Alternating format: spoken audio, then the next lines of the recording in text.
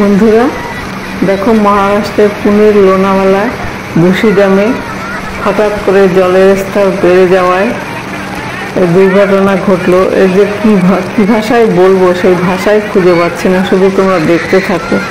কত বিপদে এরা পড়েছিল। লোনাওয়ালা পাহাড়ি এলাকা, এখানে আবহাওয়া বদলাতে থাকে, তাই কখন কীরকম যে থাকবে সেটা সম্পূর্ণ প্রকৃতির উপর নির্ভর করে।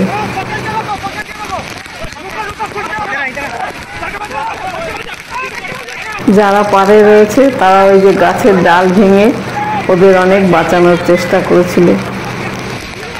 এরা সবাই একসাথে ছুটি কাটাতে এসেছিল। এরা কখনো ভাবেনি যে এরকমভাবে বিপদের সামনে পড়তে হবে।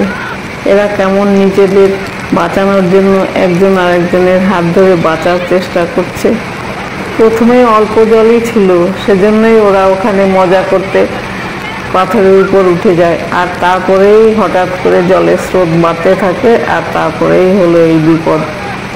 ওখানে প্রশাসনেরও গাইডলাইন আছে, সেই গাইডলাইন যদি মেনে চলতো তাহলে একই পরিবারের এতজন লোককে এরকম বিপদের সামনে পড়তে হতো না। এখানে 4টে বাচ্চা সমেত একই পরিবারের 5 জন রয়েছে, আর 2 জন রয়েছে পুরুষ, তার মধ্যে একজন রয়েছে 4 বছরের বাচ্চা।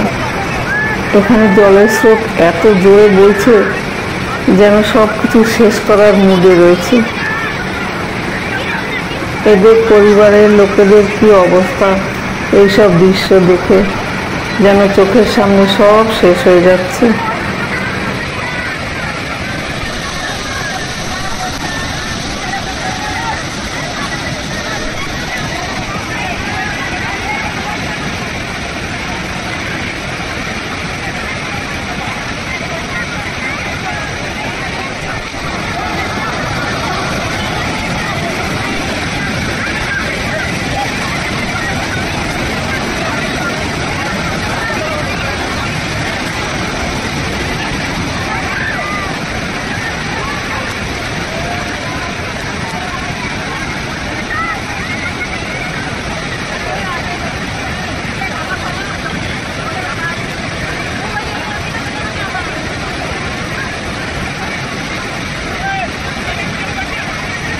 পাড়ে যারা রয়েছে তারা কিন্তু আপ্রাণ চেষ্টা করছে ওদের বাঁচানোর, কিন্তু জলের স্তর মনে হচ্ছে আরো ধীরে ধীরে বেড়ে উঠছে, যে জন্য ওদের দাঁড়াতেও অসুবিধা হচ্ছে।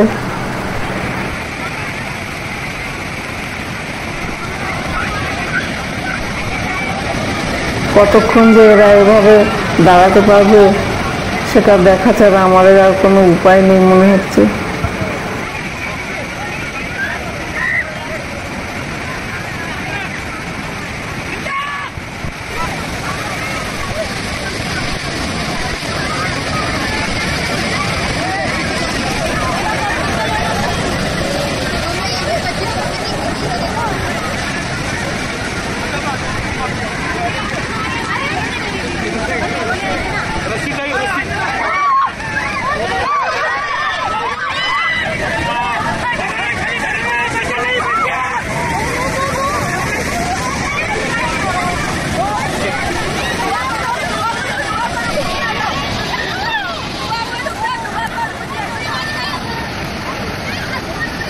দুটো বাচ্চা নিয়ে মা তো আর দাঁড়াতে না পেরে ভেসে গেল।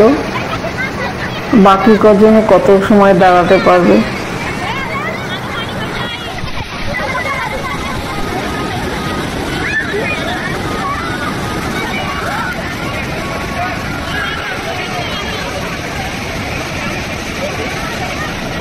তবে এটা বুঝেছি, প্রকৃতির সঙ্গে লড়াই করার শক্তি আমাদের নেই। প্রকৃতির সঙ্গে আমরা লড়তে পারবো না, তাই আমাদের নিয়ম মেনে চলতে হবে আর নিয়মের সাথেই থাকতে হবে।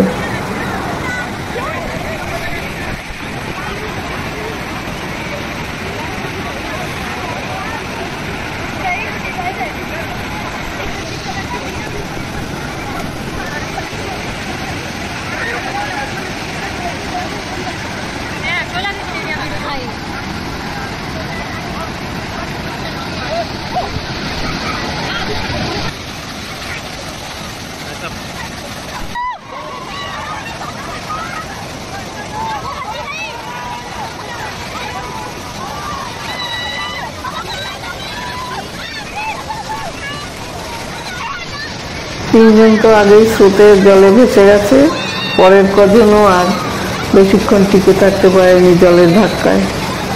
এদের মধ্যে 5 জন জলের স্রোতে ভেসে যায়, তাদের বাঁচানো আর সম্ভব হয়নি। আর 4 জন তাদের জীবন নিয়ে কোনো রকমে ফিরে এসেছে।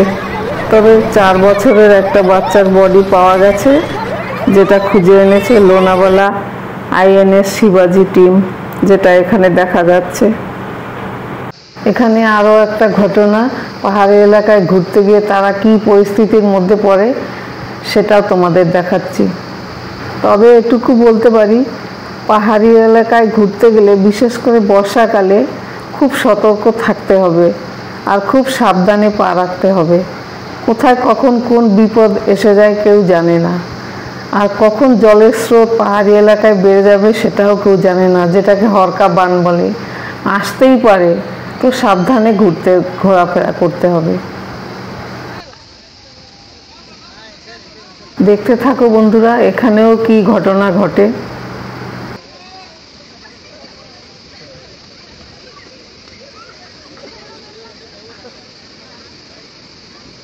হঠাৎ করে জলের স্তর বেড়ে যাওয়ায় সব দৌড়চ্ছে পাড়ে ওঠার জন্য, আর যারা তাড়াতাড়ি আসতে পারেনি তাদের অবস্থা কি হয় দেখো একবার।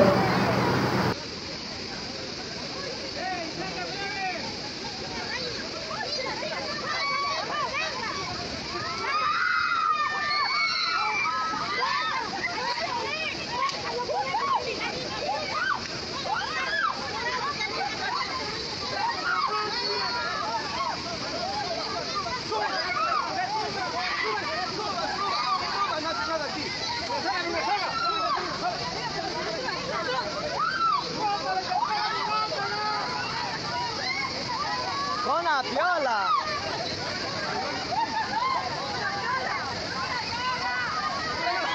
Una sola!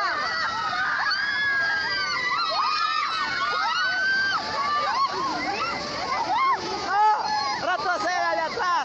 Retroceda allá atrás! দেখো কত বাঁচার চেষ্টা করছে, কিন্তু কোনো উপায় নেই, কিছু করারও নেই। অনেক তো চেষ্টা করছে বাঁচানোর, কিন্তু কিচ্ছু করার নেই। তাই সবাইকে বলবো, কোথাও ঘুরতে গেলে সতর্ক থাকবে ও সবসময় সাবধানে থাকবে।